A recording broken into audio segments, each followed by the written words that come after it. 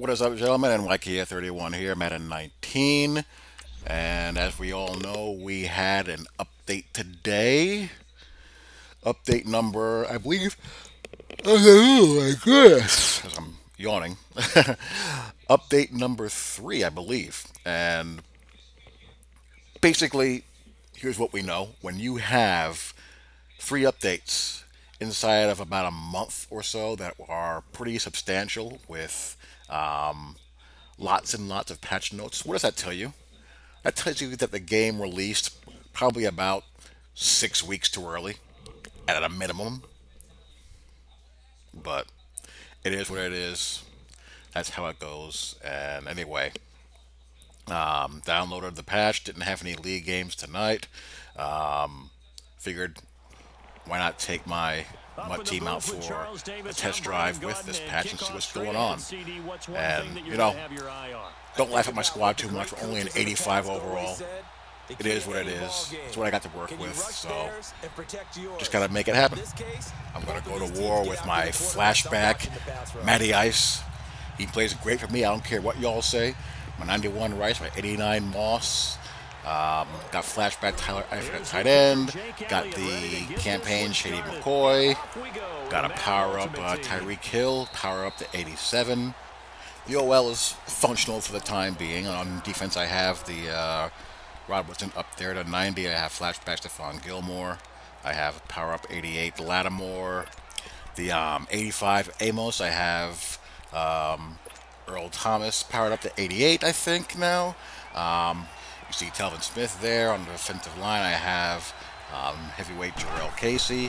I got a Bosa, and I got the Gauntlet Vita. And my other end, who's my other end? I don't remember who my other end is. Oh, Corley Emerson Griffin. There you go. So anyway, he starts out on offense here first. And I'm trying out my 2 high coverages, playing my cover 4 quarters, palms, cover 6, cover 9, cover 6 invert, mixing in some cover 3 match out of a 2 deep shell, Tampa 2 as well. I'm really paying particular attention to the quarter flats, seam flats and whatnot, seeing if they're losing leverage to the outside and doing wonky stuff. He's doing a bunch of, I'm not quite sure what he was trying to do there. He had a bunch of guys crossing the field. We had it all matched up, the quarter flats there. Took the flat route that he hot routed to, and we had the crossers accounted for. Didn't really have anything to go to there. Everything was matched. My guys didn't seem too athletically overwhelmed there with what he was doing. He was forced to run. So we got a nice little game there. Had to, tuck it under and get what he can get. Right here is one of the biggest differences as far as he gets tackled for a loss there, but running feels a lot smoother. Running in tight quarters, I should say. You're not being caught up by junk as much. You can maneuver a little bit better in those tight spaces as he hits a nice little stick route there. And here's an example of what I mean with a nice little under center counter there to get some space. His lineman got out clean. He didn't get caught up on them or any defenders coming off of blocks from weird angles. That was one of the things I was curious about the patch notes when I read that, how they were handling those disengagements. I wasn't quite sure what that meant. From what I understand, it'll help prevent or help reduce those situations where you're into the line of scrimmage and guys who are not in really good position to get off a block and make a play, tying you up as much. There was some cover 6 invert I had. One of the backers there in a mid-read and the quarter flat had to carry a vertical route, so he was able to get underneath him before he could close him off. That'll happen. If one guy going to the deep middle, there's going to be space there. I'm going to double here a little bit, so what's he's going to run. But so far, I can't really quibble with any of the reads that he made. What got open underneath has made sense, at least for right now. And again here, the blitz does not get through, but my vertical threats are matched. The flat zone I had to send. I sent him and I saw him rolling out. So that opened up a little bit of a throwing opportunity for him there for 5 yards. Now here we get a quarter flat bust of the play action there. See the quarter flat to the left. He goes and chases the route left to right. That leaves that wide open. Disappointed to see that. That simply isn't the route that he needs to chase. It's not a vertical release that he needs to wall off. That's an undercall all the way, and he really should have just, once that route went underneath him, just go back and look for anything coming back towards him, like that crosser. But he didn't, and as a result, touchdown. So now I am on offense here. I'm in the Jets playbook, and God knows what the hell he's aligned in here. This could be anything, the way people line up their defenses. But anyways, he played mostly cover 3 and cover 2. So they were able to squeeze that pass in there underneath his user Shazier to Jerry Rice. The Jets have a really strong playbook. They've had a really strong playbook for a couple of years now. If you haven't taken a look at it, I suggest you do so. There's a little bit of a one-cut goodness there. And again, that seems tighter and smoother. It doesn't feel as delayed and clunky. I thought RPM made those subtle changes in direction a little bit too deliberate, and it ended up costing you some yardage on your runs. And there I was able to notice a big difference as far as responsiveness and just overall smoothness with it. But it still feels balanced. It doesn't seem like you're completely the other way where you're able to just make cuts on dimes. It seems, you know, a little bit more forgiving without being scaled back to the point where you don't notice it's there at all. But anyway, I was able to get back on the board there. A nice little seam pass to Tyler Eifert. I got my extra point blocked, so I'm still down by 1. He's back on offense here. Some Tampa 2. I'm playing the weak side vertical flip, and we get Jarrell Casey coming in there. I still do change the mid-read to a deep third every now and then. The mid-read plays pretty well, actually, this year. Plays pretty darn well, but there's still some situations where I just don't want to chance it of someone, you know, jigging up a route combination that might throw it for a tizzy. So every now and then, I'll still change it, but I've noticed that it's been pretty reliable. And the better the coverage backer is, the more reliable he is in playing it. So anyway, 4th and 12 here. He tried to run bunch verticals, didn't get anything out of that.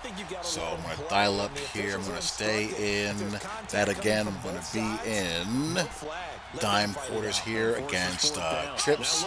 As I mentioned in my quarters video, that trips check for quarters is solo, and this particular case where the solo side receiver is a reduced split or an inline tight end, the safety on the weak side is going to cut under on any underneath route by that receiver. That means I have the number 3 receiver if he crosses vertical. Everyone else matches appropriately, and he forces the ball in there, and he's going to pay for the pick 6. I've gone over the cover 4 match principles and the coverage checks that are in the game to account for trips formations as well. If you haven't watched it, give it a look. It's about 55 minutes long. There's a lot of stuff there to go over, but it's important that you understand what the match coverage rules are so you can know what you're doing when you're playing them. And I go over some tweaks you need to make here and there to account for things that they don't quite handle well enough still, so you can play them and have stuff like this happen for you. That's 2 times in a row we tried to force the crossers in there, and it's just not there. You're not going to be able to force those in there. So I'm not going to really cover quarters much anymore. I've pretty much touched on all of it. I'll go over some coverage checks here and there to account for those trips, bunch, and compress formations that you may have questions about. But other than that, I've accounted for most of it already, and I'll go into greater detail in some more videos throughout the week where I'll go into what I'm calling on defense, play-by-play, what I'm looking for, and what tweaks I need to make to account for some flaws here and there. And you'll have full insight into what's going on in my brain when I play this, I guess. So anyhow, we're up 16-7 now, and we're at the end of the half. We're just going to go straight to Tampa 2. And again, it's a situation. I want that guy going deep, and I want him fooling around. I noticed he wasn't doing any hard counts, so I snuck in some aggressive pass rush there, get the sack, and in the half it's going to run out. So I feel in pretty good shape. Since I do get the ball back to start the second half. Now here is what I was talking about earlier about the running game. I think this is one of the bigger changes. This run here was not possible prior to this. I haven't pulled off a run like this all year. Prior to this patch, I'm sure you guys have had this happen to you a million times. You just get stuck in that traffic and there's no way out. There, my center held a block on the nose, and all the nose could do was try to reach out for a reach tackle. And LaShawn McCoy has the great tackle and distance ratings to shake out of that. I got good second level blocking, and away I go. I didn't try too many gap or power runs in this game. I did mostly zone runs, so I did not really get a good sense of how pullers are playing on the move in this game. Again, nothing there. I was was in cover 3 match. I was too deep, and for whatever reason, he decided to try to run slants underneath that post route, and he got nothing. And we're back in the quarters. I think right now he's just kind of searching for something, anything, to get him out of this bind he was in. Outside of that one quarter flat bust, he really hasn't had much to hang his hat on. So trying the same thing again. And nothing again. The quarter flat stays home, and boom, there you go. That's all the quarter flat has to do is look out for backside underneath routes. Once the unders from the play side clear, because the safety is going to rob those. So again, 4-10, quarter flat to the right goes underneath too much. Again, all he needs to do is just stay where he's at. The one on the left stays home, and we get the turnover on downs. So still seeing some quarter flats having a mind of their own at times. I don't know what the logic is causing that to happen, but I've seen it twice in this particular game, and one of the times it happened cost me a score. So it may still be a situation where you have to mix in underneath over the top covered shading to keep those guys at home in situations where you don't want to risk those guys drifting out and inside too much, but still be able to keep your corners and safeties deep in their match rules. You only cancel out match rules entirely if you do protector sticks, and it turns into this straight spot drop, which I don't really want to play. I want to play spot drop, cover 4, and cover 3 very sparing. Here, my slot corner just gets beat. He plays it outside leverage, which is fine, but I don't think he transitions quite fast enough. And again, I don't have the fastest defensive items on the face of the earth on this team, so that kind of compounds that. And here he finally hits a crosser. That's the first one he's hit since the first quarter with the first quarter flat pork. So I'm trying to keep him out here, and we're going to throw in a spy, and he's going to end up throwing the ball right into the spy.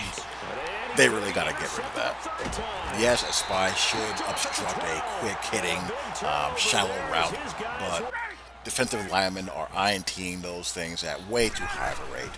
It's just too much. Under center here, pop a nice between attackers run there. Again, clean. Didn't get caught up in any traffic. Able to make a cut and, do a nice little run there. So really, this game is pretty much done with. I mean, unless my guy fumbles and he runs something back, it's pretty much to bed. I'm just going to try to get some big hits. I'm just going to, change my ball carriage headings to conservative and pretty much ice this game away. Back on D late, and I'm going to keep the mid-read as it is. Just pay attention to the mid-read and his depth of his drop. He does a good job. I'm kind of stuck 2-on-1 there, and there's a rare treat, a safety breaking off of the deep half. Break that bad boy up. I wish they'd have that much gusto in playing post routes across their face, but that's a story for another day. Cover 9 here. Going to change him to a deep third. Just want him to go bailing out of there as fast as he can. Man-to-man there. Stones him. I really like how that flashback Gilmore plays.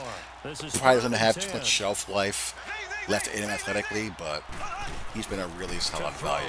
Same song, different verse here. He really wants that post crosser seamer combo, and I'm not letting him get it. So 4th and 16, and I suppose he's going to try it again. I'd say no. This is going to be, he's going to wheel the back out of the backfield. This is Porter's. We have a trips check to solo, and in this version of solo with the receiver on the solo side in a normal split, the corner on that side plays a man-to-man. The Porter flat takes anything coming out of the backfield, man-to-man, wheeling out of the backfield, and it's match quarters as normal on the trip side, and that gets stoned as well. So there you go. That's our first post-patch game, and we saw one flat-out quarter flat bust, and we saw a couple of situations where the quarter flat was cheating too far inside still. Didn't happen as often, but it's still there. Hopefully with future tuning, that can get completely eliminated. I like how the running game felt as far as control and being able to read blocks and read the flow of traffic and be able to navigate your way through traffic and not have your momentum completely halted with the slightest change of movement. I think that's a very necessary change, but I feel like it's done in a way that does not compromise the integrity of RPM very much, so there shouldn't be too many complaints about that, I would think. So anyway, hope you guys enjoy. I will talk to you all later. Peace.